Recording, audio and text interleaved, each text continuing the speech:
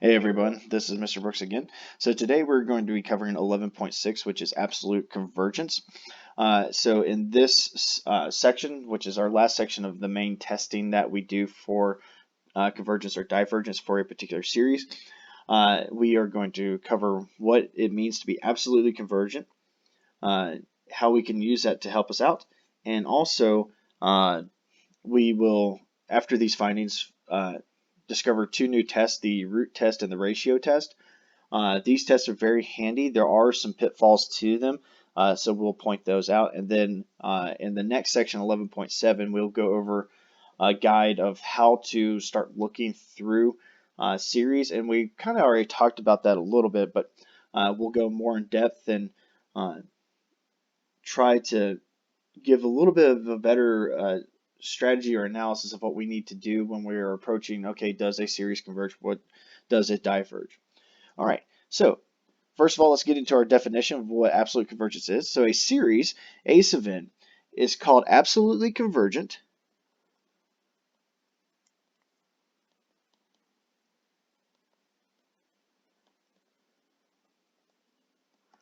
if the series of absolute values, and that would be represented as the summation, as n goes from 1 to infinity, of the absolute value of A sub n, converges.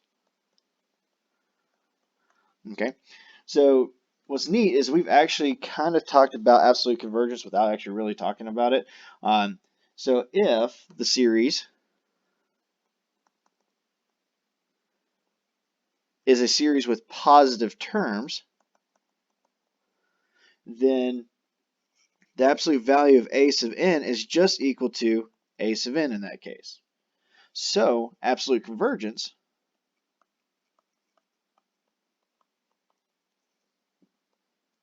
is the same as convergence in this case.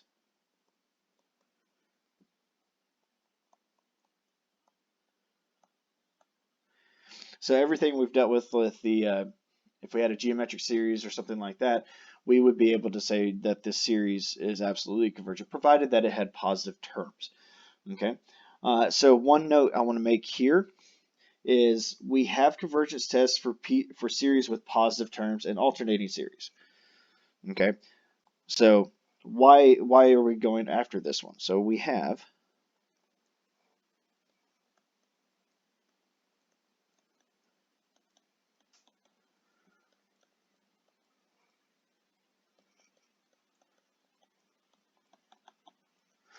for series with positive terms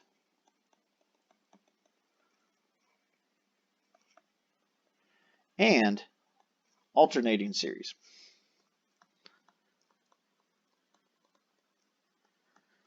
Okay. So we will see that the idea of absolute convergence sometimes helps with these cases where signs switch back and forth irregularly. So one example for that would be like sine and cosine. Those guys behave erratically well, they're periodic in their nature, but they're not that strict plus minus plus minus plus minus as an alternating series requires. So we call those non-alternating or irregular alternating in that case. So this is where the convergence test, absolute convergence, can come in quite handy. So let's look at our first example. So notice here we have a alternating harmonic, not harmonic series, an alternating P series.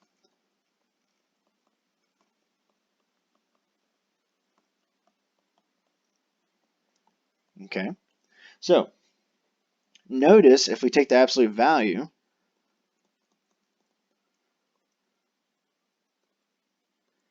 of our A sub n, we get 1 over n squared. All right, so that means when we look at the series, as n goes from 1 to infinity, of the absolute value, a negative 1 to the n minus 1 over n squared.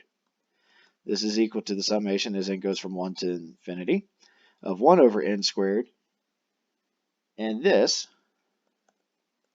is a positive, or has positive terms, and converges. So this is a convergent P series. since our p here is greater than 1. So since it converges, then the original series is absolutely convergent.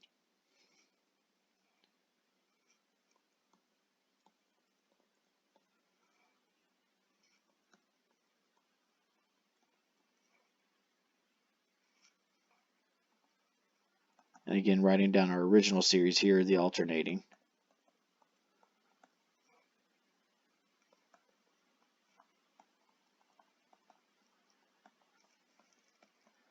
But that's all we can say for right now.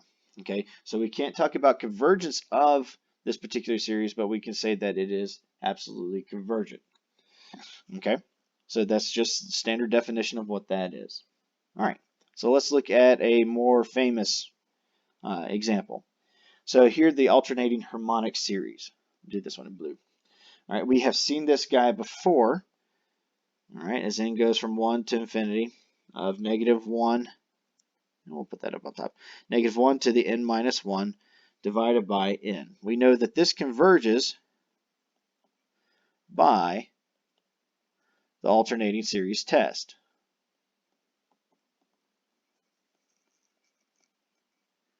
From our previous lecture. Okay. However, let's look at something here. If we take the absolute value of this alternating harmonic series, what do we get out of this? All right, you're right. We get the harmonic series. All right. Well, what do we know about the harmonic series? Well, the harmonic series, we have proven time and again that this thing diverges. Depending on what test you want to use, it's a p series, so you could do that.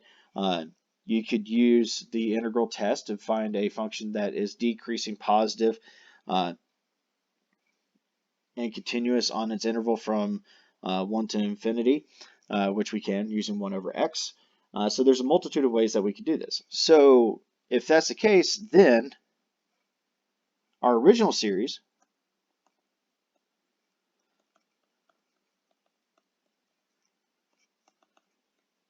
is not absolutely convergent.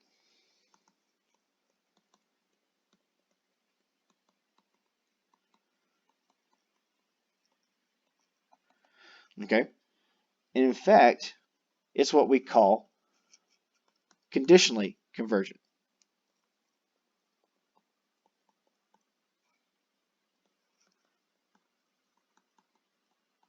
Like, great, there's another term that we have to know. And this one's not as, well, we go to this one only if this particular situation occurs. So we will define this here in just a second. So, in fact, it is known as conditionally convergent.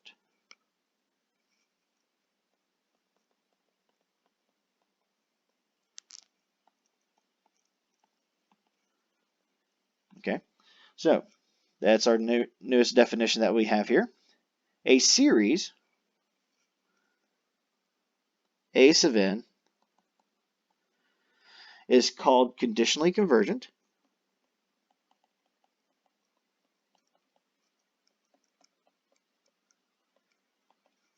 if it is not absolutely convergent,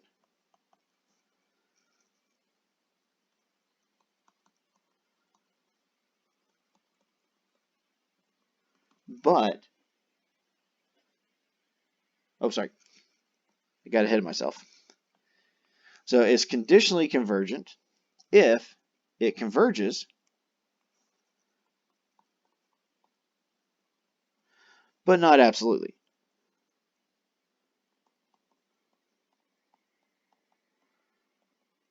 Okay, so there's actually a cool finding with this as well. We could say a series, then, I'm just going to write a sub n here, is absolutely convergent. So if a series is found to be absolutely convergent,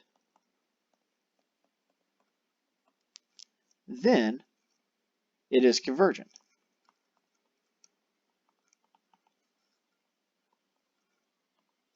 So that's the cool thing. We get to use absolute convergence in order to talk about convergence.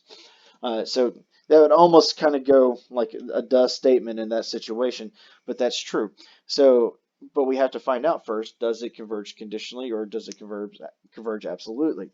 And that's why we save this for the end, because we need to have those previous tests to talk about that. All right. So now that we have that, let's determine if the series is convergent or divergent. And so here we're going to give us a fun series of cosine of n over n squared. And here n goes from 1 to infinity. All right, so let's look at the terms of the series real quick to see what's happening. So we get cosine of 1 plus cosine of 2 squared, or sorry, 2 over 2 squared, plus cosine of 3 over 3 squared, and so forth. Well, if we start looking at the signs of this, we get a positive, we get a negative, we get a negative, and another negative, and the next one will be positive, the next one will be positive, and so forth. So here, the signs, so notice, the signs change irregularly.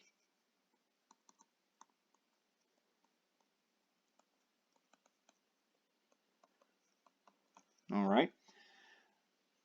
But this is where we can use absolute convergence to help us. Okay, so this is one of the big benefits of absolute convergence. So let's look at the absolute value of this particular series.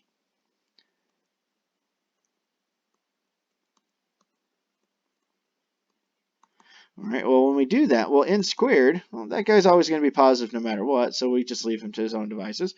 And then we have cosine of n in the absolute value. Well, that stinks. But the nice thing is if we can show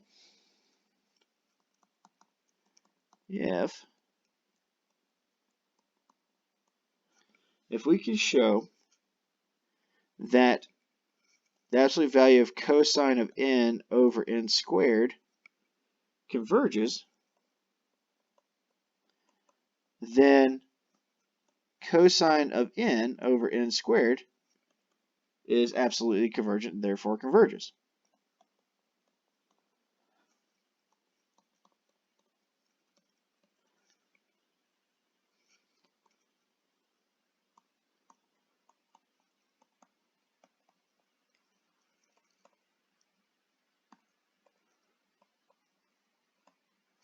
All right. Well, it's that problem is that we need to show that. Okay, well, let's look at it. What do we know about cosine of n over n squared? Well, the absolute value of it. Well, there's some nice things that we do know about cosine in general. We know that the absolute value of cosine of n is always less than or equal to 1 for all values of n. All right? So using that statement here, what if I divide it all the way through by n squared? Okay, here we know n starts at 1, so we're not dividing by 0. N squared is going to be positive, so the inequality does not change. So what I can say then is that cosine over n squared is less than or equal to 1 over n squared. All right. Well, let's go through this process still, okay, because we're almost to figuring this part out. Well, if that's the case, what do we know about 1 over n squared? Well, 1 over n squared is a convergence p-series.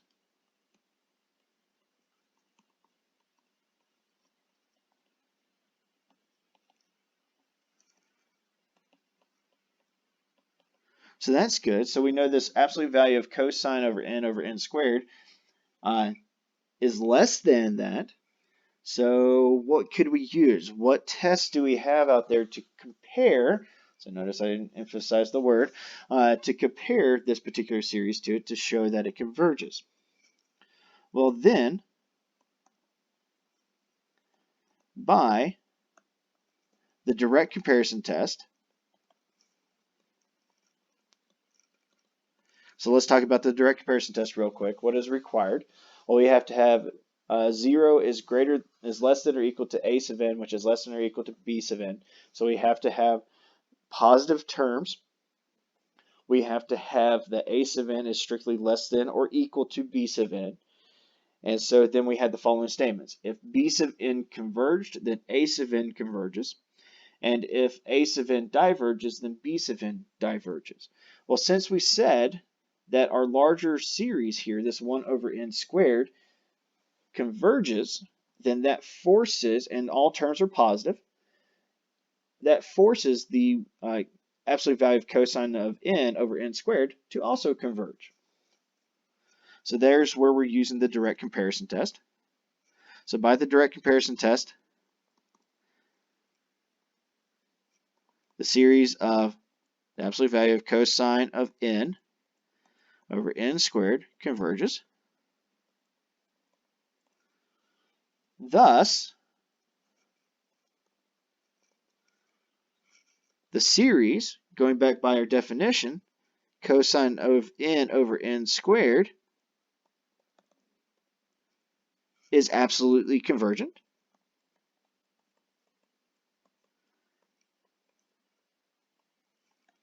Therefore, converges. And here I'm going to put by our theorem.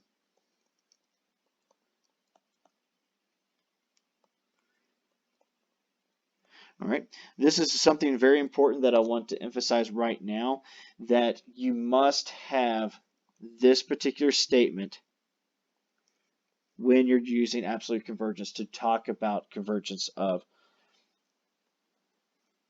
so the whole underlying statement. So when we're talking about convergence and you use the properties of absolute convergence to talk about it, you need to have that statement in there. You can't automatically state that it converges.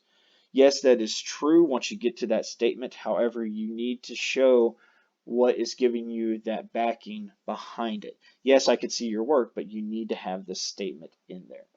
All right, and this it's a very nice bookkeeping that goes along with it, and also it strengthens your argument. So when I come back and say, well, why do you say it converges? You're not just sitting there and twiddling your thumbs. You can say, well, I found out that it was absolutely convergent, therefore it has to converge. So this is a very important statement to have in here and will be required on the test, and I'll emphasize that also in the instructions for the test as well. So if you have to use properties or tests out there that use absolute convergence, it must be stated in your answer. All right, so that's my soapbox for the day. Well, I might probably pick up on a couple other ones, but that's to get us rolling into the next piece here. All right, so that's what absolute convergence is. So it's nothing horrible. It's just saying if we take the absolute value of the terms and we see that the series converges, then the original series is absolutely convergent. And by our new theorem, we can say that since it's absolutely convergent, then the original series converges. All right, and this leads us into our next test, all right, which is the ratio test. The nice thing about these next tests is the ratio test and the root test have the same exact conclusions in it. The beginning is different because, well, we're dealing with a ratio versus a root, but the nice thing is if you're memorizing these or trying to memorize these, for the ratio and root test, the conclusions are exactly the same. That's the beauty of this one. So you only have to remember the beginning part, but then the end result are exactly the same. All right, so for the ratio test is exactly how it sounds. We're going to take a ratio and then we're going to look at its limit. First of all, we're going to take the absolute value. So notice this is why absolute convergence was important to talk about first. And then we're going to find out if it approaches a particular value of L, then here's what we can say. So let's talk about it. So if we find out that the sum of the series, or sorry, that the limit itself is less than 1, okay, then the series is absolutely convergent. We'll put that in red.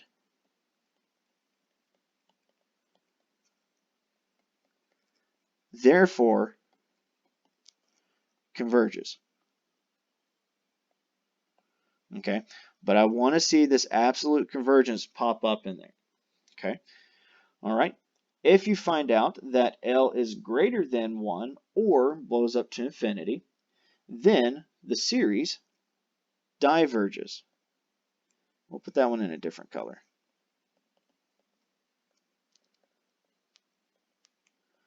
Okay. So again, if it's greater than 1 or we found out that it has this unbounded behavior, then the series diverges. Well, there's only one more result out of this action. If L is equal to 1, then we say that the ratio test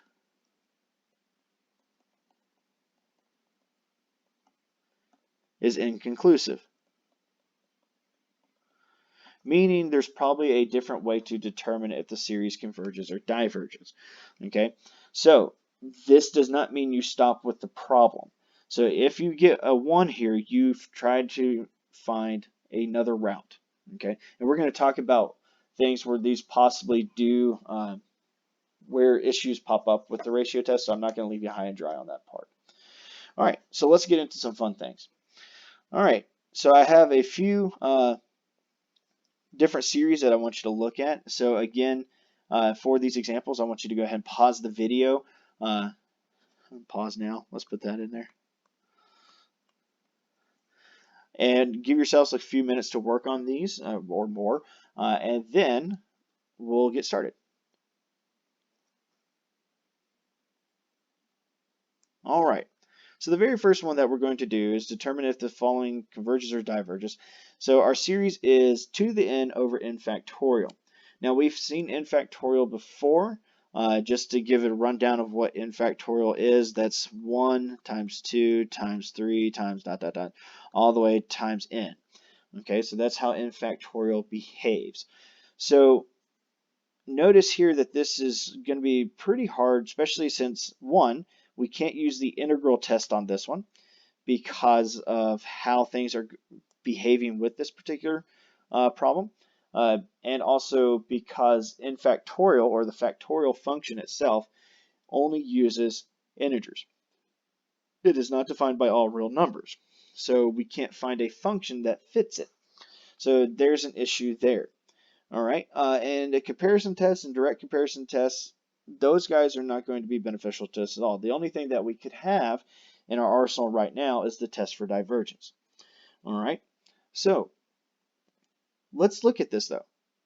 What's our a sub n? Well, our a sub n in this case is equal to 2 to the n over n factorial. And our a sub n plus 1, since I'm going to use the ratio test on this one, and this is a good indicator of when to use the ratio test, is if you have a factorial on here. So I'm going to go ahead and emphasize, if you see a factorial, more than likely it's the ratio test that you're going to use. All right, so a sub n plus 1, well, wherever you see an n, you're going to replace it with n plus 1. Now here, you must be careful in using your the n plus 1 when you're doing this. Do not write n factorial plus 1, because then that is different from n plus 1, the quantity factorial. Okay, so next step is, well, all we have to do is look at its limit. All right, so I'm going to write the limit as n approaches infinity of the absolute value of a sub n plus 1. Again, it's the n plus 1 term divided by the nth term. All right. The nice thing with this is if you have a fraction here, if it helps you, go ahead and write the fraction out, your n plus 1 term, and then multiply by the reciprocal of a sub n. And this just makes life a little bit easier, especially you don't have a fraction over a fraction, and also this gets you ready for any cancelizations that you can have. All right, so this is my reciprocal of a sub n. All right, our next step, let's look to see what cancels. All right, and I'm going to try to use our cancellation in red. So we'll deal with this n factorial here in just a second, but the ones that I can automatically see canceling out is this 2 to the n and this power to the n, because then this is 2 to the n times 2, if you will. So that 2 to the n gets canceled out. All right. The next thing I see is this guy. We're going to deal with him step by step. So let's write our next step out. All right. So I have this 2 popping out, and then I have times n factorial divided by n plus 1 factorial. All right. This is why having a good knowledge of how factorials behave is highly important. All right. So to give an illustration, so a quick work to the side here. If I have 6 factorial, let's use something a little bit smaller. If I have 3 factorial over 4 factorial, writing that out, I have 1 times 2 times 3 times 4, times 3, divided by 1 times 2 times 3 times 4. All right. Well, what happens is 3 factorial is actually hidden inside of 4 factorial. It's 4 times 3 factorial. And then we have 3 factorial up here, and notice that those two cancel each other out, leaving us with a 1/4. Same thing when we have this arbitrary generalization here. N factorial is inside of n plus 1. Okay, so what's left over when we have that is we have 2 times n factorial divided by n factorial times the next term, n plus 1. And notice what happens. These two are going to cancel each other out. They're non-zero. And I'm left with the limit as n approaches infinity of the absolute value of 2 over n plus 1. Well, the absolute value of 2 over n plus 1 as n approaches infinity, this numerator is going to blow up and leave us with 0. And since 0 is less than 1, we can say the following. The series, so first of all, I made a mistake here, by the ratio test, so this must be stated. Again, you're given authority to what your argument is about. So by the ratio test, the series is absolutely convergent.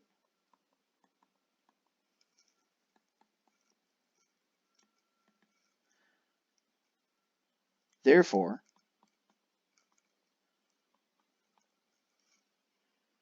the series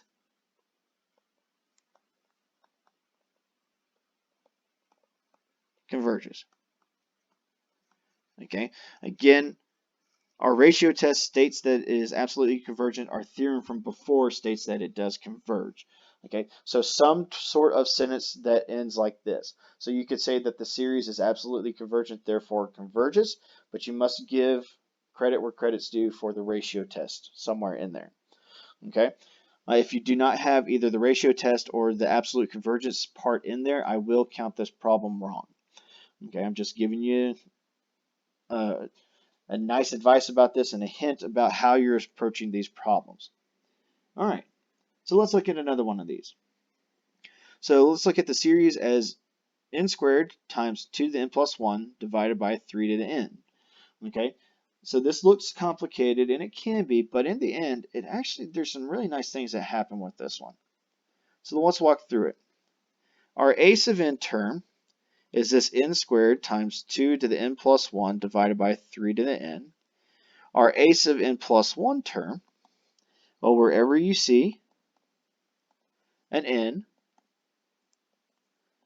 you need to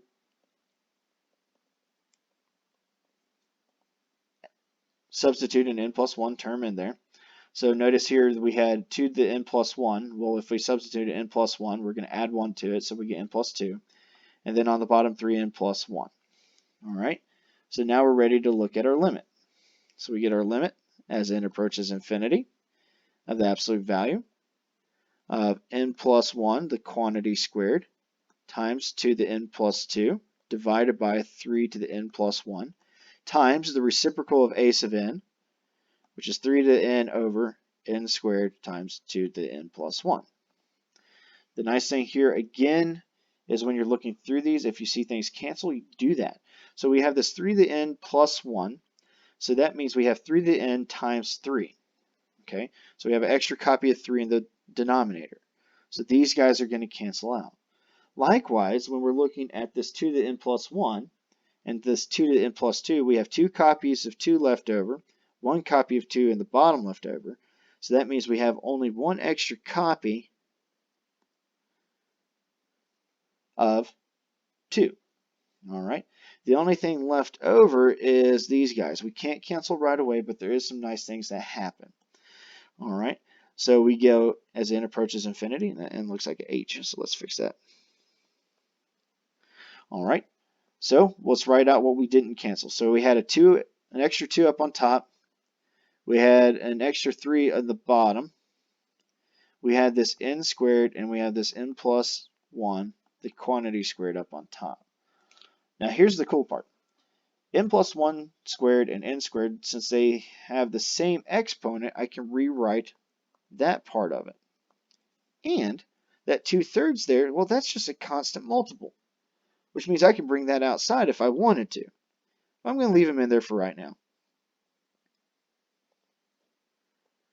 So I'm going to have 2/3 here, and then I've got this n plus 1 over n, the quantity squared. Again, just looking back, if we distribute the exponent to the numerator and the denominator, we're going to get the previous part out of this equality. All right, well, let's simplify that down. We get 2/3 times 1 plus 1 over n, the quantity squared. Well, as n approaches infinity, this 1 over n is going to go to 0. 1 squared is 1, so we get 2/3, which is less than 1. So by the ratio test,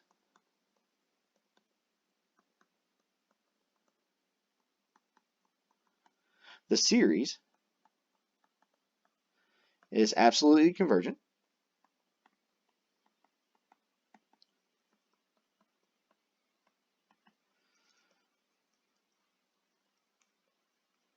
Therefore,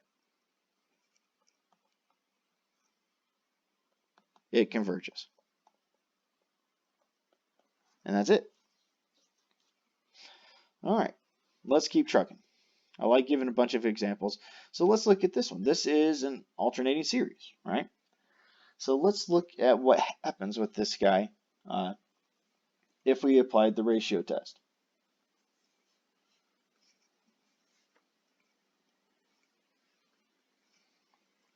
Okay, so our a sub n in this case. So one thing to take account, if we take the absolute value and we raise this to the n plus 1 term, notice that that is going to be canceled out by the absolute value. So there is a nice thing about this. We can just look at the n cubed over 3 to the n, similar to what we actually do in the alternating series test. And a sub n plus 1, well, that's going to be n plus 1, the quantity cubed over 3 to the n plus 1. All right. So we're going to take our limit as n approaches infinity. The absolute value of a sub n, so n plus 1, the quantity cubed over 3 to the n plus 1, times the reciprocal. All right. Some nice things cancel out. We have an extra copy of 3 in the denominator. We can now, after we've seen this before, this n plus 1 cubed and n cubed, we can rewrite as 1/3 times n plus 1 over n, the quantity cubed. And we have seen a similar result here, which there's some nice things that happens with this. We get 1 plus 1 over n, quantity cubed. And so this is equal to 1/3, which is less than 1. So by the ratio test,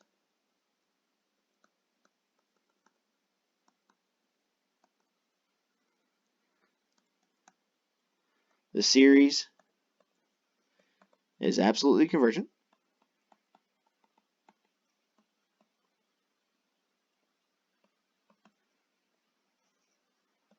Thus converges.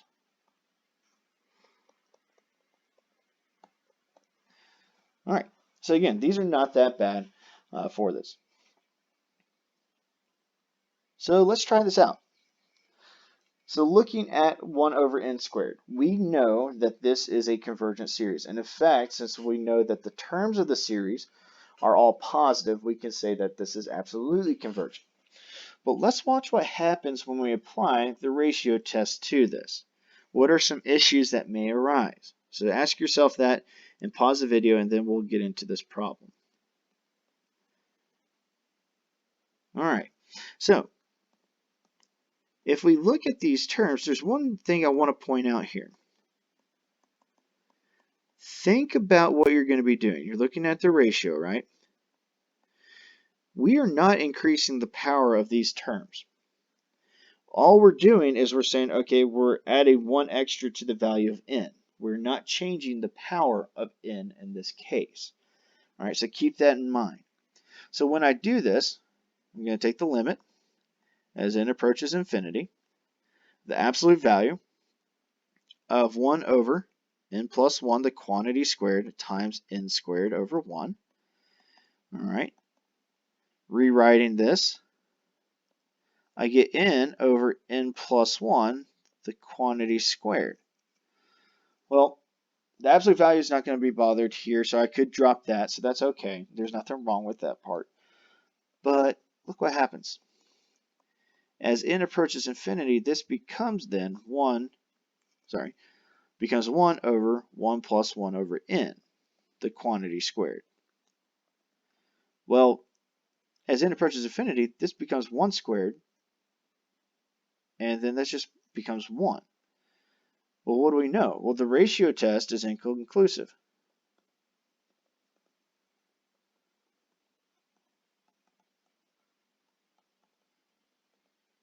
However, we know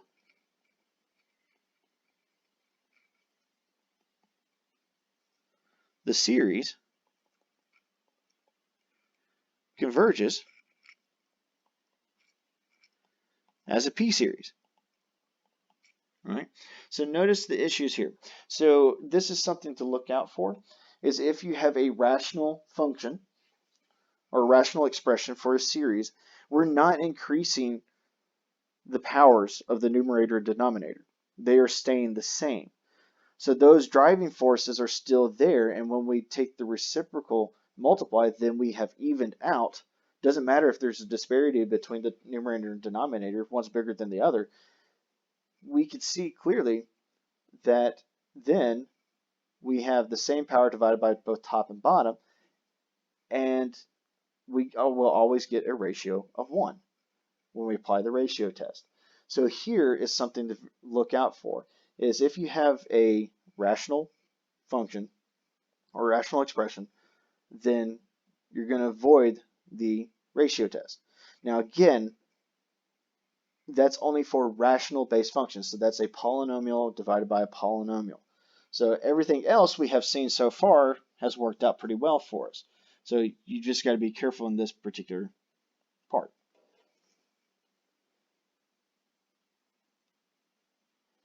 All right, this is another example. So notice that we are not going to change the powers here. So if we applied the ratio test to this one, there would be no difference between this. In fact, let's go ahead and just apply it just to see what's going on. So the ratio test.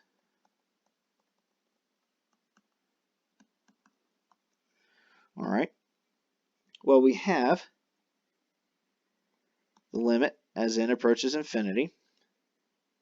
Again, don't have to worry about the alternating sign here. That's going to be taken care of with the absolute value. So I have the absolute value of the square root of n plus 1 divided by n plus 2 times n plus 1 divided by the square root of n. That's a multiplication symbol there. All right. Well, there's really nothing that we can do except we're going to have n plus 1 divided by n plus 2 times the square root of n plus 1 divided by n. All right. So we do have some nice things that do cancel here. Well, not actually cancel, but simplify. So in this first expression here, I'm going to divide all the way through by n. So I'm going to get 1 plus 1 over n divided by 1 plus 2 over n times the square root of 1 plus 1 over n, notice that these terms are going to go to 0, and then we're going to have 1 times the square root of 1, which is 1. So this is equal to 1.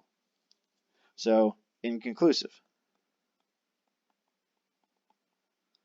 All right. But if we go for the alternating series test, since this was 1 automatically, we can see here, well, number 1, the limit as n approaches infinity of the square root of n divided by n plus 1. All right. So there's a couple ways that we could do this. You could get a function that represents it, or you could have an algebraic approach, dividing by the largest power of n in the denominator. All right. And we can clearly see here as n approaches infinity, this n is increasing faster than our n to the 1/2 power. But if we divide all the way through by n, we're going to get 1 plus 1 over n in the bottom. And up in the top, we're going to get 1 over the square root of n. This is going to go to 0. This will go to 1. And we get 0 out. So there's our first check mark. Now number 2, showing that it's decreasing. That b sub n plus 1 is less than or equal to b sub n. All right, so we need our next term to be smaller. So the square root of n plus 1 divided by n plus 2, is that less than or equal to the square root of n and n plus 1? Now this is a little bit harder to go through for the algebra. We can do it. It will take some time, or we can look at its derivative. So f of x is equal to square root of x, or x to the 1/2 power, times x plus 1 to the negative 1 power. All right. So here, I went ahead and switched this to the chain rule or product chain rule for that real quick. So first times the derivative of the second. So we're going to get x to the 1/2 power, and then negative 1 times x plus 1 to the negative 2 times the derivative of the inside, which was positive 1, plus 1/2 x to the negative 1/2 power times x plus 1 to the negative 1. All right. So we're going to get negative x to the 1/2 power divided by x plus 1, the quantity squared. So this will always be negative, plus 1 over 2x to the 1/2 power and x plus 1. All right.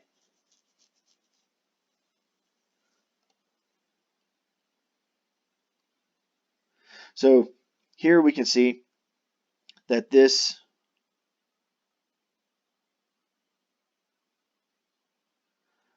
will be eventually increasing in the numerator. So we can say that this is decreasing. So again, going through this part, we can deal with, and it's not that hard to show. Again, you just got to go through the algebra. So there's a couple ways that you could do this. But by the AST, the series converges.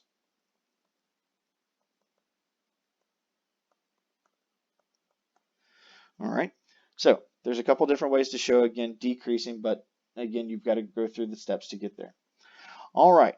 So that's it for the root test. Sorry, the ratio test. Again, be careful of rational-based functions because those will always give you a 1. So their test will always be inconclusive, so you'll have to use another test to get there. So either if it's an alternating series or the integral test or the comparison test, something of that form. All right, so now the root test. This one, again, I'm not going to go as, I am going to give a few examples here. And in 11.7, I'm going to also give some more examples, so don't worry about that part. But the result here, and these guys are very, very straightforward. So this is why I do not spend a lot of time on them, because they have the same types of arguments that pop up, and also we're taking the nth root of a term, and so a lot of these guys are very straightforward in how to approach them. But again, we're going to go over a couple examples as we go through this. So the root test, if we have the limit exist or approaches in some value, then if it's less than 1, the series is absolutely convergent.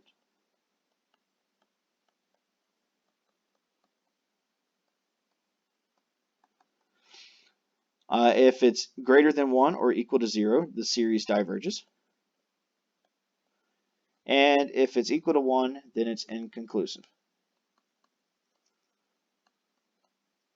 So the exact same results as the ratio test. So typically these guys kind of holler at you when you're looking at them saying, use the root test, please. So notice here we have this term raised to the nth power. That is screaming using the root test on that part. The next one is not as subtle, but seeing that I have powers here for both the numerator and denominator is probably a key example to use the root test as well.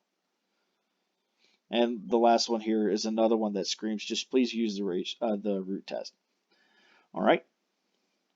So going through it, here it probably makes sense a little bit more to go ahead and take the nth root of the absolute value of a sub n. So the nice thing here is we have all positive values, so that's going to work out real nice and neat. And so when we take the nth root of this, we are going to get 2n plus 3 divided by 3 to the n plus 2. So when I take the limit as n approaches infinity of 2n plus 3 divided by 3n plus 2, here I'm going to see that I'm going to get 2/3 out of this, which is less than 1. So by the root test,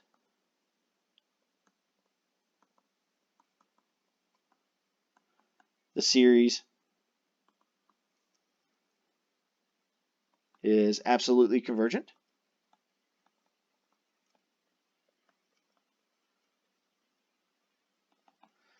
Therefore, converges.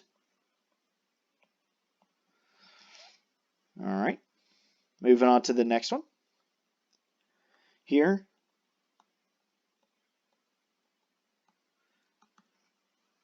notice that this is, and we'll write this a little bit better.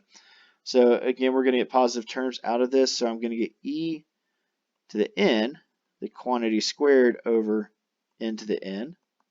Again, rewriting that top is going to help out a lot with this particular problem.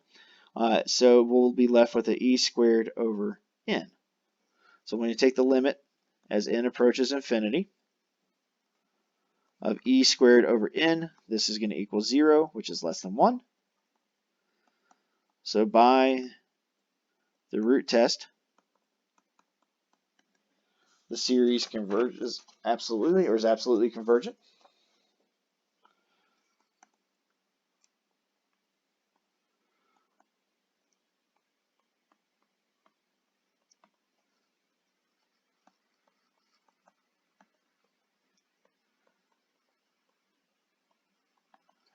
Thus converges.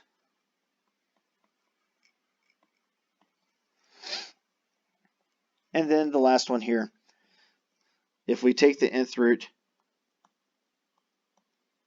of this particular expression, we're going to get 5n plus 1 over 3n plus 2.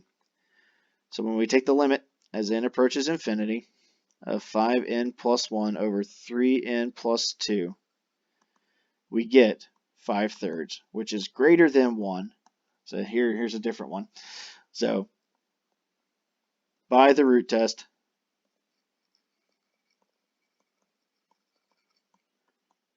the series diverges. Now, one thing I want to emphasize here, I will take a point off, all right, is I've had a lot of students write absolute divergence. There is no such thing as absolute divergence. So the only thing that is absolute is convergence in this case. All right.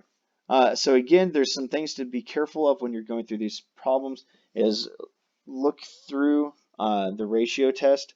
If you have, this is quite actually hilarious when it pops up, is when you have rational functions, which root is ratio, the ratio test will always give you an inconclusive result. Therefore, you will have to use something else in that particular situation. And that's all I have for you.